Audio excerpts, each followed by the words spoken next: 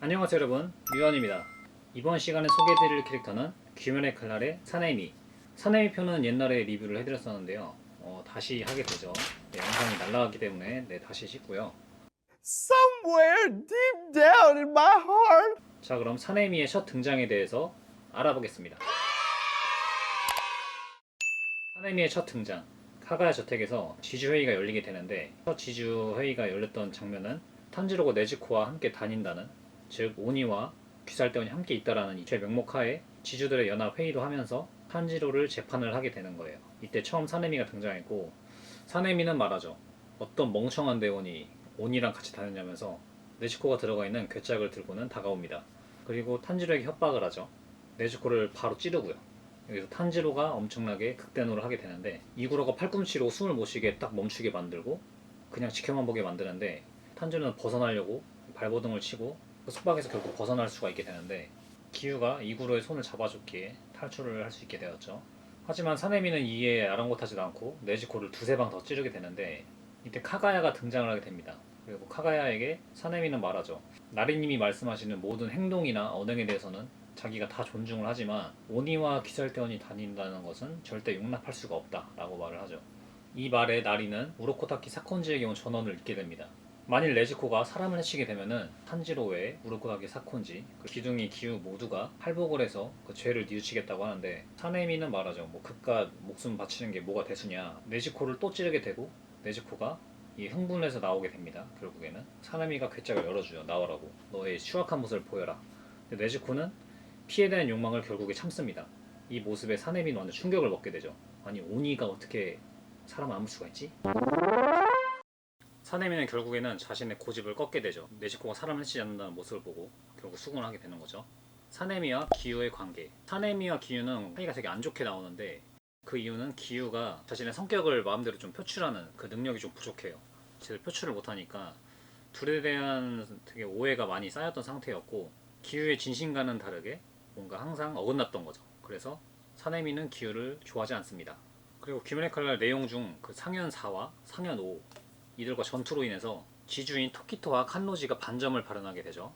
반점 발현을 기점으로 지주회의가 한 번 더 열리게 되는데, 이때 뭐 교메이, 뭐 사네미, 이구로, 칸노지, 기유 뭐 다 모이게 됩니다.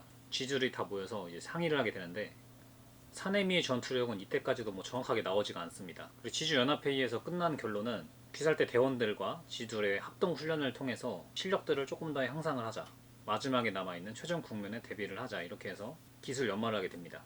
사네미는 왜 친동생인 겐야를 미워하는가? 사네미 가족은 일단 7남매고요. 어머니, 사네미, 첫째, 둘째 겐야, 그리고 쭈루룩, 시나즈가와 슈야, 시나즈가와 히로시, 시나즈가와 고토, 시나즈가와 테이코, 스미, 이렇게 총 7남매로 동생들이 있고, 어느 날 밤 사네미 집안에 괴 생명체가 들어오게 됩니다. 뭐 야생 들짐승, 뭐 늑대라든지 그런 짐승이 겐야를 빼고는 모두 다 죽이게 돼요. 사네미가 간신히 겨우겨우 겐야만을 구해주게 된 거고, 바깥으로 나오게 됩니다. 사네미가 겐야를 구하는데 적을 없애게 된 거죠. 들짐승을. 근데 이 들짐승이 바로 어머니였습니다. 네, 오니아가 된 어머니였고, 사네미는 되게 충격에 빠진 상태로 오니가 되어버리는 어머니를, 죽은 모습을 한참을 바라보고 있는데, 겐야가 그 모습을 바라보고는 이 살인마 어떻게 엄마를 살해할 수가 있어 라면서 필요 못지않은 망언을 내뱉게 되는데, 이 배덕스러운 말을 듣고 사네미는 큰 충격에 빠지게 됩니다.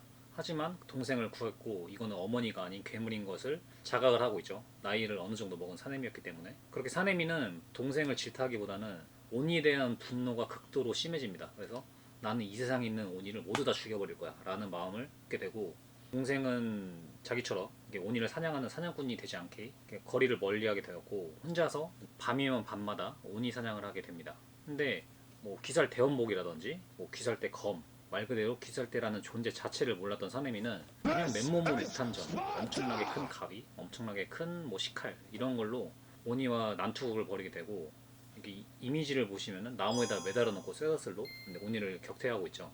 이것을 보면은 참 지금 주에 합당한 실력을 가지고 있는 것이 아닌가. 검수를 아무것도 배우지 않았는데 오니를 혼자서 뚜까이 잡는 모습. 탄지로 어릴 때를 보면은 비교가 많이 되죠.